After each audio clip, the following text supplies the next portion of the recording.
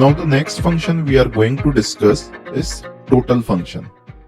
Total also works like count and average function. It will create a new column containing a sum of values within a window frame or within your partition. So again, suppose we have two different kinds of customers, C1 and C2. Now C1 and C2 are placing multiple orders at different dates. And we also have the order value with us. Now, if I want to calculate the total order value of C1 and C2 to be placed in front of each row, I can use the total function. For example, if C1 is ordering 3 times with the revenue of 100, 200 and 300, I want a total of 600 to be returned in front of all the rows of C1. So on 1st of Jan 2022, 11th of May 2022 and 25th of August 2022, I want 600 returned to be in front of each of this row. Similarly, C2 is placing order 4 times with value 300, 300, 200 and 400. The total is 1200. So I want 1200 to be returned in front of each row of customer C2. Now how to do that? We can use the sum window function. We just have to write sum and in bracket we have to write on what column we want the sum to be calculated. So here we want the sum on revenue. So we have to write revenue. And again we have to write keyword of over and partition by. In partition by, we have to specify how to group our data for calculating this total. So here in this case, we are partitioning on customer. So we have to write customer. Now let's calculate the total of each state in front of each order ID. So I want a table which contains order IDs, date of that order, and then state from which that order was placed, and then another column of total value of orders from that state. So let's see how to do that. Now first let's see the order table. So I'll write total. You can ignore this is just the commenting part. So select star from sales. First let's understand this table.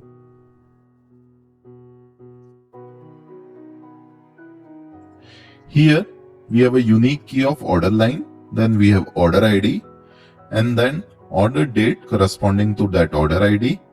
We also have customer ID corresponding to that order ID. We don't have the state data right now. And we also have the sales data here. So now first what we are going to do is we will roll up this data on order ID level. So currently order ID is not unique. There can be multiple rows of same order ID. This is happening because if the product ID is different, we are getting multiple lines of that order ID splitted according to the product ID. Since we only concerned with our revenue and customer data here, we will roll it up to order ID. So how to do that? Select order ID, then we want a date. Date is unique to order ID, so it will always be same within each order ID. So we also want order date here, but since we will be grouping this data on order ID, we have to use a aggregate function on order date. So in such cases, you can just use max order function. It will do nothing, it will just get the maximum date out of this order ID. I will name it as order date only. I also want customer ID, and I also know that there is only one customer ID belonging to a order ID. There can't be multiple customer IDs for a same order ID. But again, since I am grouping this data on order ID only, I have to use a aggregate function. Again, I will be using a max aggregate function. Max also works on a string type of data. It will give you one of the multiple values that you have for customer ID. I'm just using max of customer ID as customer ID. And then, most importantly, we want the total sales. So we'll write sum of sales as revenue. Or as sales from sales table. Let's run this. We forget to add group by clause. Group by order ID.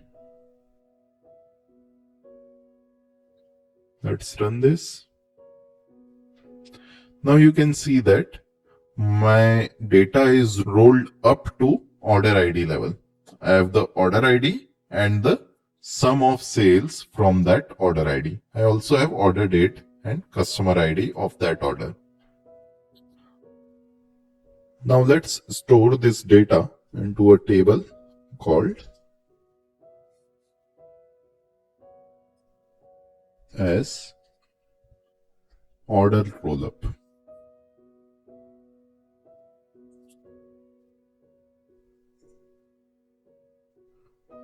Here we have the order ID, order date, customer ID, and the total sales from that order. Let's create this. So we have created this order rollup. Now let's add the information of state in this order rollup table. So we'll write create table order rollup state as select. We'll put this order rollup table as our left table or A table and the customer table as our B table. We'll write A dot star comma B dot state from order rollup as A left join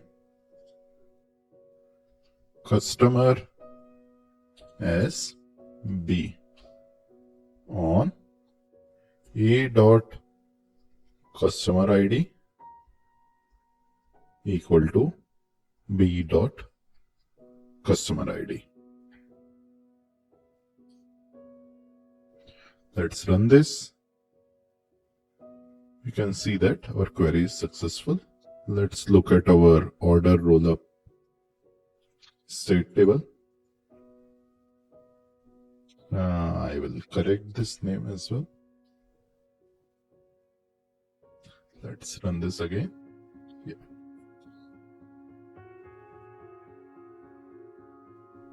Let's view the data. Select star from this. If I run this, you can see that now we have the state column as well in this data. Now, as I said, we wanted to have another column here which will contain the total sales value of this state. So how can we do that? We can select star comma, we'll write sum. This is our aggregate window function. Now we want the sum of sales. Sum of sales, we have to write over. Over is our keyword. Then bracket start. Partition by is another keyword. Now here, since we want to calculate the sum of all the sales in a particular state, so here I will partition by state. Now we have to give alias. We want to save this column as sales state total from, we want this data from this table. Now let's run this. You can see that now we have the sales total of each state. For example, for Alabama, we have these many order IDs, and the total of sales from Alabama is this one, 31,038 units. Similarly, we have data of other states as well. So that's how we can use sum windows function in SQL. Now the next aggregate function is count function. As the name suggests, count will add a column with the number of rows within a window frame. For example, if we have customer and store and we want a new column which stores the information of how many customers each store have, then we can use count. It is very similar to average, just instead of calculating average, it is calculating the count of rows. So here in our data, we have 3 customers in store A, we have 4 customers in store B. So for all the customers who are from store A, we want 3. And for all the customers who are from store B, we want value as 4.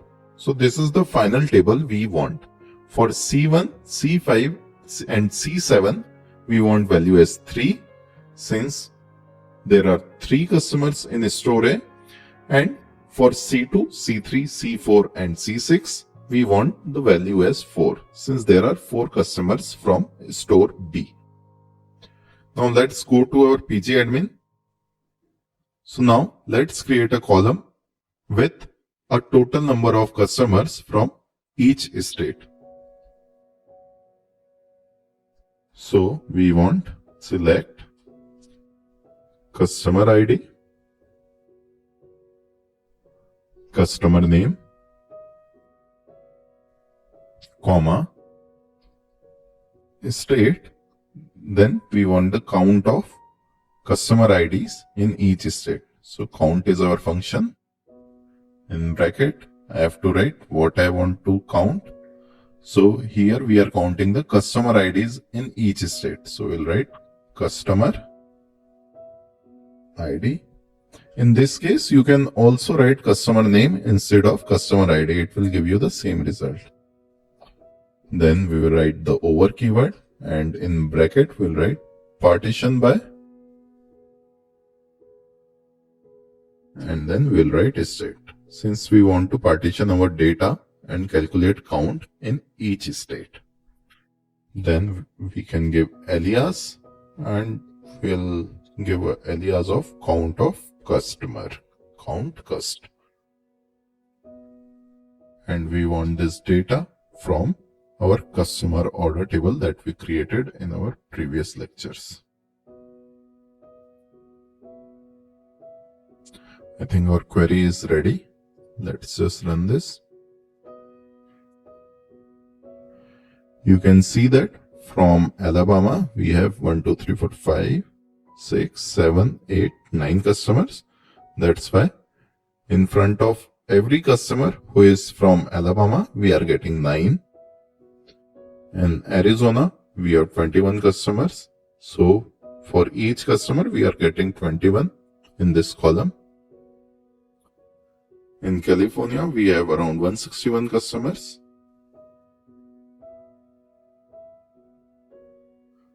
Similarly, in Michigan, we have 16. So all the customers who are from Michigan have 16 value in this column. So that's how we use count window function. In the next lecture, we'll see how to calculate sum or total. In our last few lectures, we have discussed rank functions and AND-tile function. Now let's move on to discuss some aggregate windows function. So the first function we are going to discuss is average function. We have already seen average in our aggregate functions when we were using group by. We can use the average function with windows function as well. So for example, we are using the same data. We have customer, store, and revenue. Now suppose in front of each one of these rows, I want the average revenue of that store. For example, there are 3 customers from store A, that is C1, C5 and C7 with revenue 100, 200 and 300. So the average for store A is 100 plus 200 plus 300 divided by 3. That comes out to be 200. So the average of store A is 200. So I want the average value of 200 to be in front of each one of these customers, C1, C5 and C7. Similarly, I want the average value of store B in front of each customer who are purchasing from store B. So I want a final table something like this. So for store A, the revenues are 100, 200, 300. So the average revenue should be 200, 200, 200. Similarly, for store B customers, the values are 300, 300, 200 and 400. If you add all this and divide it by 4, the average comes out to be 300. So I want 300 in front of each customer from store B. This is the final table we want. We can get this table from using average windows function. And how can we do that? The syntax is average, then you have to mention the field for which you want the average. Then again, just like any other window function, we have to use partition by and order by. Here, order by is not required because there is no use of order. So in partition by, you have to select the groups on which you want the average to be calculated. So again, only 2 columns are required. First column is on which you want to calculate the average value, and second column, which we are going to use in partition by, which is the group in which you want to calculate the average value. So now let's calculate the average of revenue of each state in our database.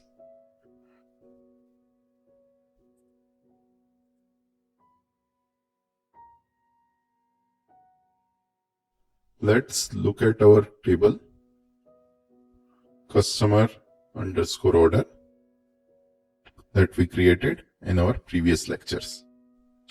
So we have customer ID, customer name, state, and we also have sales total.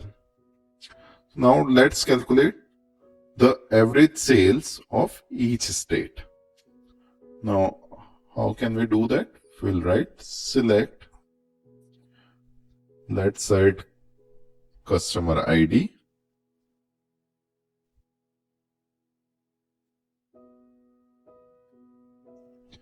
customer name,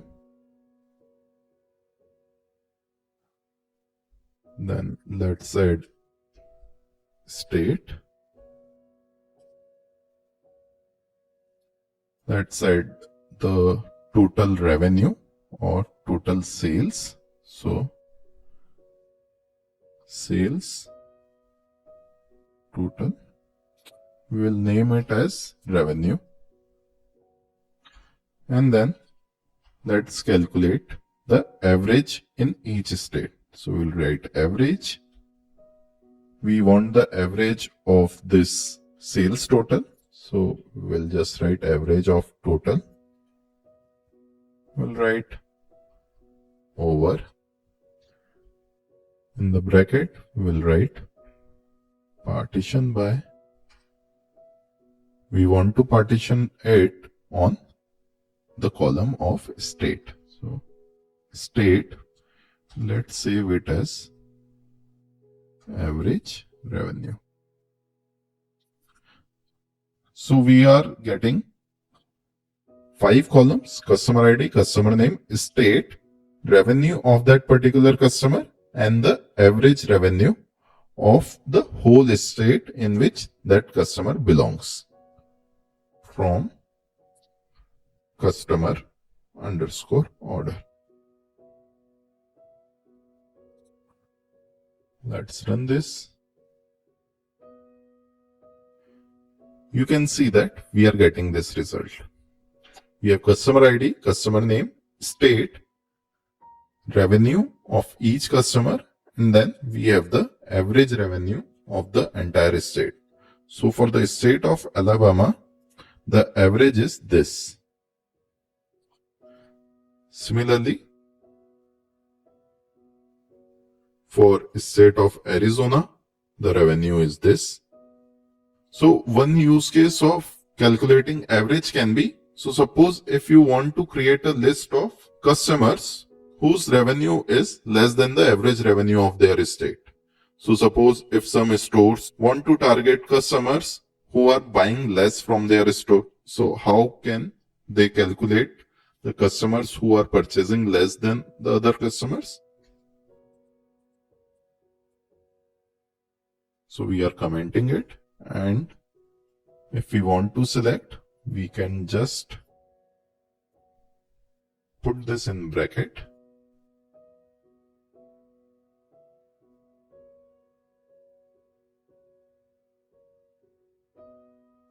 We can select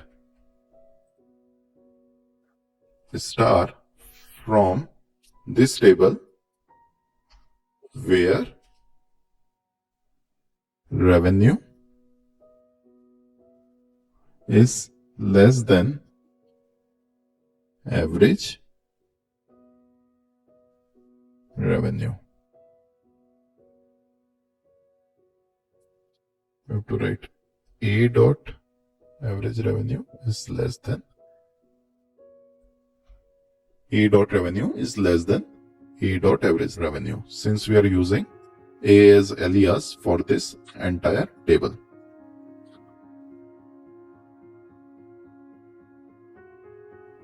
Now if I run this, you can see that we are only getting the customers who are buying less than the other customers. So this is the use case of average window function. In the next lectures, we will discuss count and sum functions as well. Thank you.